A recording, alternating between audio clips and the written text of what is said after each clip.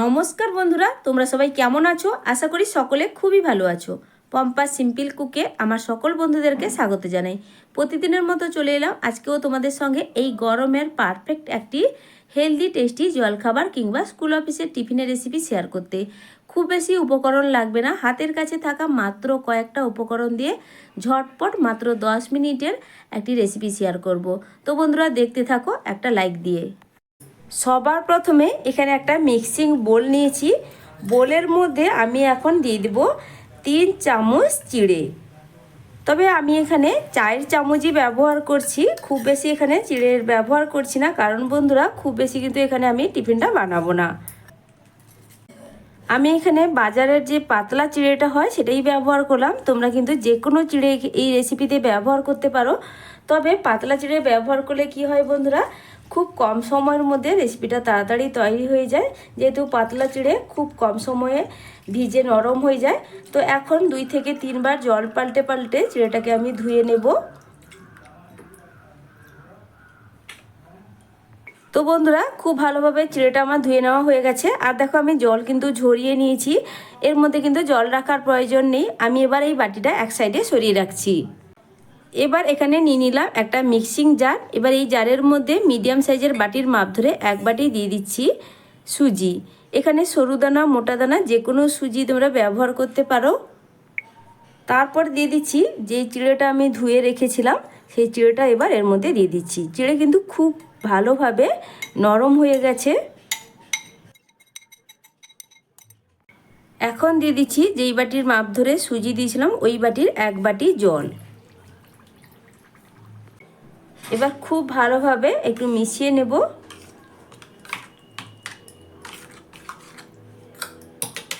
তারপর ঢাকনা চাপা লাগিয়ে একটা সুন্দরভাবে মিহি পেস্ট বানিয়ে আনবো। এরপরেই একটা মিক্সিং বোল নিয়ে নিয়েছি। এবার পেস্ট করা সুজিটা আমি এর মধ্যে ঢেলে দিলাম।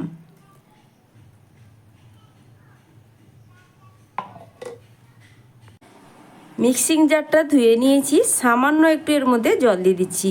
আর এই ব্যাটার কিন্তু বন্ধুরা খুব বেশি পাতলা হবে না, তো অবশ্যই দেখে বুঝে তোমরা জলের ব্যবহার করবে। আমি এখানে 4 চামচের 2 চামচ মতো জলের ব্যবহার করলাম। তো এবার এর মধ্যে কয়েকটা সবজি পরপর আমি মিশিয়ে নেব। সবজির মধ্যে আমি এখানে নিয়েছি সেদ্ধ আলু একটা মিডিয়াম সাইজের। তো আলু আমি এখানে একটা গ্রেটারের সাহায্যে গ্রেট করে দিচ্ছি। তো যেহেতু আগেই বলেছি আমি টিফিনটা খুব বেশি বানাচ্ছি না, তো তার জন্য দেখো বন্ধুরা আমি মিডিয়াম সাইজের আলুটাই ব্যবহার করছি। টিফিনের পরিমাণ অনুযায়ী তোমরা কিন্তু সবজিগুলো ব্যবহার করবে, বা পছন্দ মতো তোমরা এখানে সবজিটা ব্যবহার করতে পারো। চাইলে কাঁচা আলুটাও তোমরা ব্যবহার করতেই পারো। তারপর এখানে আমি নিয়ে নিচ্ছি অল্প পরিমাণ একটু গাজরের টুকরো আর নিচ্ছি সামান্য একটু ক্যাপসিকাম। তো এই সবজিগুলোকেও আমি একইভাবে গ্রেটারের সাহায্যে গ্রেট করে নিচ্ছি।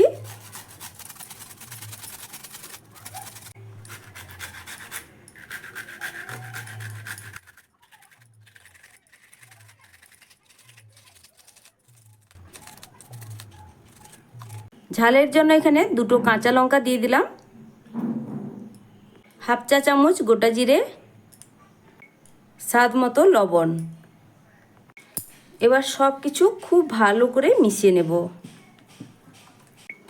তো বন্ধুরা আমি এখানে পেঁয়াজটা দিতে ভুলে গেছিলাম, তার জন্য আমি এখানে এখন দিয়ে দিচ্ছি কুচনো পেঁয়াজ। একটা মিডিয়াম সাইজের পেঁয়াজের অর্ধেক পরিমাণ পেঁয়াজ এখানে একদম ছোট ছোট করে কুচিয়ে নিয়েছি।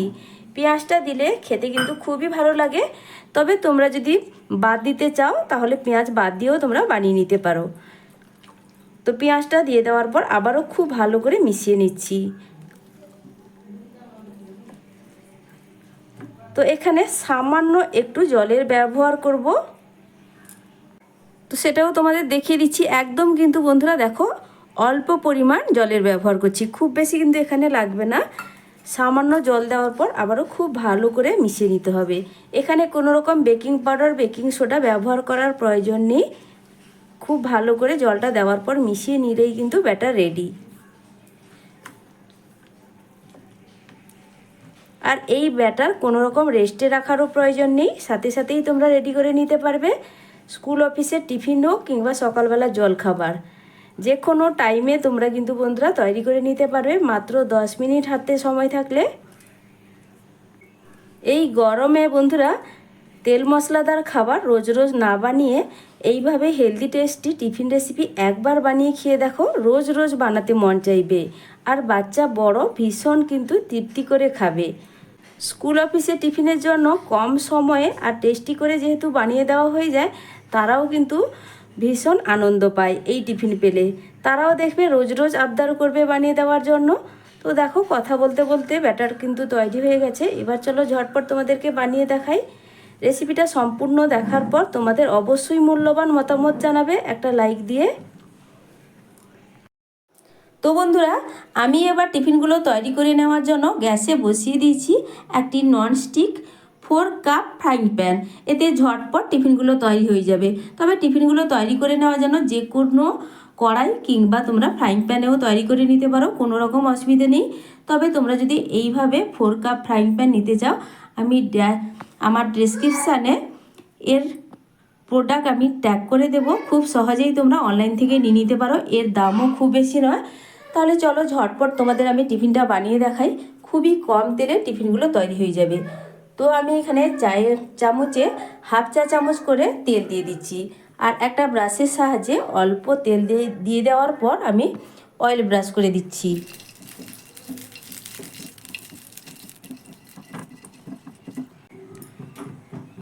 এবার অল্প অল্প করে কিছুটা ব্যাটার আমি এই কাপগুলোর মধ্যে দিয়ে দেব।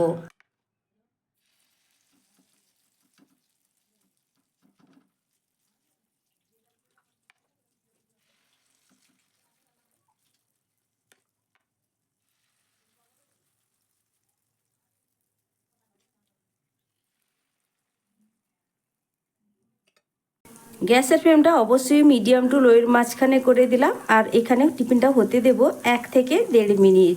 আর উপর থেকে একটা ঢাকনা চাপা দিয়ে দেব। এখন ঢাকনাটা সরিয়ে নিলাম। তো দেখো বন্ধুরা, ওপরের দিকটা কিন্তু খুব ভালোভাবে শুকিয়ে গেছে। এবার এই টিফিনগুলোকে উল্টে দেব।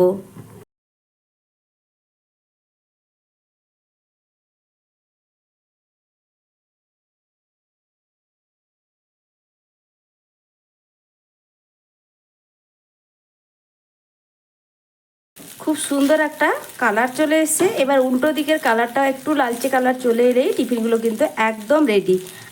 আর এখানে কোনো রকম ঢাকা দেওয়ার প্রয়োজন নেই। টিফিনগুলো খুব সুন্দর করে কিন্তু আমার 2 দিক লাল লাল করে ভাজা হয়ে গেছে। তো বন্ধুরা, অবশ্যই বাড়িতে বানিয়ে খেয়ে দেখবে। তারপর আমাকে কিন্তু কমেন্ট করে জানাতে ভুলবে না তোমাদের রেসিপিটি ঠিক কেমন লাগলো। তো লাল লাল করে এইভাবে 2 পিঠ ভেজে নেওয়ার পরেই কিন্তু আমি টিফিনগুলোকে তুলে নিচ্ছি।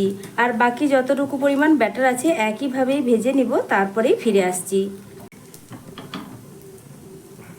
আমার এখানে হেলদি টেস্টি টিফিন একদম রেডি। একটা প্লেটে সাজিয়ে নিয়ে চলে এলাম। এগুলো খাওয়ার জন্য আলাদা করে কোনো রকম চাটনি সসের প্রয়োজনই নেই। তবে তোমরা চাইলে সামান্য একটু সসের ব্যবহার করতেই পারো। দেখো বন্ধুরা, দেখতে কতটা লোভনীয় লাগছে। দেখতেও যেমন সেরকম কিন্তু খেতেও ভীষণ টেস্টি। তো বন্ধুরা, আমার এই আজকের টিফিন রেসিপিটি তোমাদের কাছে কেমন লাগলো অবশ্যই কমেন্ট করে জানাবে। আর ভালো লাগলে লাইক শেয়ার সাবস্ক্রাইব করে আমার পাশে থাকবে। আজকের মতো টাটা, ফিরে আসবো নতুন এক রেসিপি নিয়ে। তোমরা সকলে ভালো থেকো, সুস্থ থেকো। এতক্ষণ পর্যন্ত আমার রেসিপিটি ধৈর্য সহকারে দেখার জন্য অসংখ্য অসংখ্য ধন্যবাদ আমার সকল বন্ধুদেরকে।